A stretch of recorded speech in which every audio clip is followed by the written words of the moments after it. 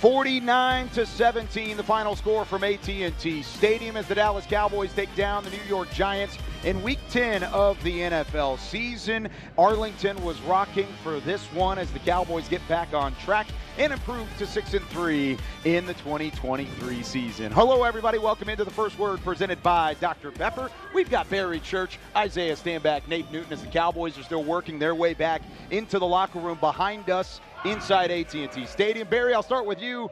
It started early for Dak Prescott, CeeDee Lamb, Brandon Cooks, who had 100 yards receiving in the first half alone. This offense was firing on all cylinders. No, this offense was firing on all cylinders. And like you said, Dak Prescott was extremely cool, calm, and confident throughout this entire game. The offensive line did a great job making sure they kept him up front pretty much the entire game. And like you mentioned, Cooks, Gallup, CeeDee Lamb out there had an outstanding game, and what I love the most about this offensive production today, they included the ground game. All right, Rico Dowell and Tony Pollard out there had explosive days. That's what you want to see when you're going against the better teams in the National Football League, a more balanced approach, and we saw that this afternoon. Yeah, I think they did an amazing job, but one of the things that I'm really excited about is the fact that they got their playmakers going. We talked about in the pregame show how they needed to get one man going, and that was Mr. Brandon Cooks. He did so. You just mentioned 100 yards in the first half, had 171 yards receiving. Are you kidding me? And not only that, you would think if he gets the ball that much that CD can't get the ball, right? No, CD also had 150 yards. First player in the Cowboys history to get 3 straight games, 150 yards.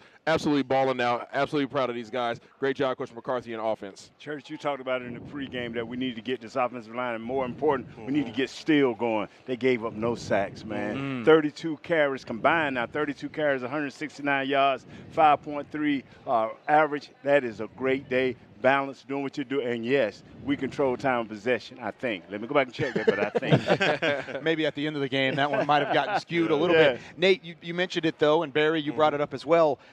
The 0 sacks allowed by that offensive line, if there's a strength to what the Giants do, it's the pass rush. Yes. It's what they can do on the interior with Dexter Lawrence, Kayvon Thibodeau. Both of those guys had good games, but they did not get in the backfield. How big is that from a confidence standpoint to move things up into really the back half of the schedule now that offensive line has a bit of rhythm? That was great. And then, you have 43% that Wink Martindale. He loves the blitz. So even with the blitzes, they was picking it up. That showed that they had continuity that we've been talking about for the last 3 or 4 weeks, having that continuity. And, yes, I guess Mr. Smith can come off the bench and do what he needs to do. I guess he don't need no practice, Isaiah. I guess he doesn't need any practice. But there was no question marks regarding the left side of the line. Tyler Smith and Tyron Smith, right? Those guys both have been really good all year long. But the issues have been, Tyler Biadasz, Zach Martin, Terrence Steele. Terrence Steele obviously giving up 12 pressures last week. He wanted to make sure it was a point that it was not going to happen 2 weeks in a row. That was important for those guys to get together, have that continuity like Nate mentioned, and be able to have that confidence going for the second half of the season because they're going to need it. Yeah, and it wasn't just the offensive linemen that were out there doing a great job in pass protection.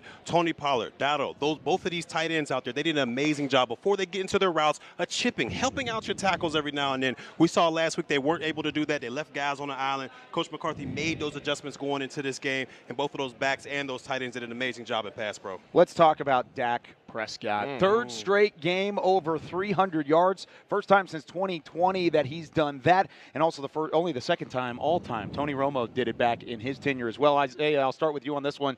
Dak continues to throw at a high level, continue to put up big numbers. What has he been doing best over these last 3 weeks? Making smart decisions. That's the main thing. He has not been pulling the trigger irresponsibly, should I say. He had 1 interception today, obviously, but over the past 3 games, he now has over 10 touchdowns, and that is absolutely ridiculous. But these guys are getting going. He's finding his rhythm. He's finding his weapons. Him and CeeDee Lamb, seemingly, they might as well go and be Siamese twins at this point because these guys are on one accord.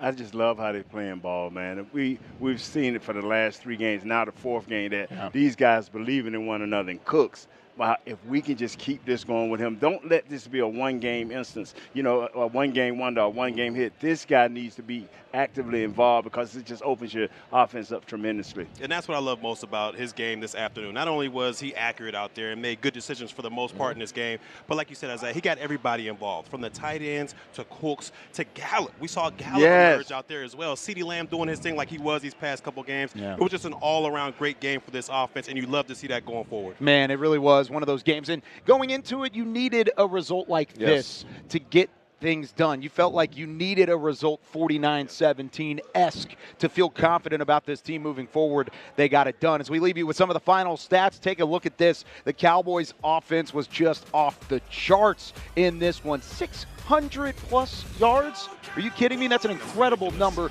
and something that they'll continue to grow on. 51 shadow, man. Hey, right? Hey, it works out. It works out. 472 yards through the air. We've got plenty more post-game coverage coming from just outside the Cowboys locker room here at AT&T Stadium. Cowboys OT coming up at 7 o'clock Central Time. You can catch that on DallasCowboys.com. And then at 10 p.m. Central, Nate Newton and myself will have Cowboys game night. So stick with us. Cowboys win this one 49-17 the final. We'll see you next time on The First Word presented by Dr. Pepper.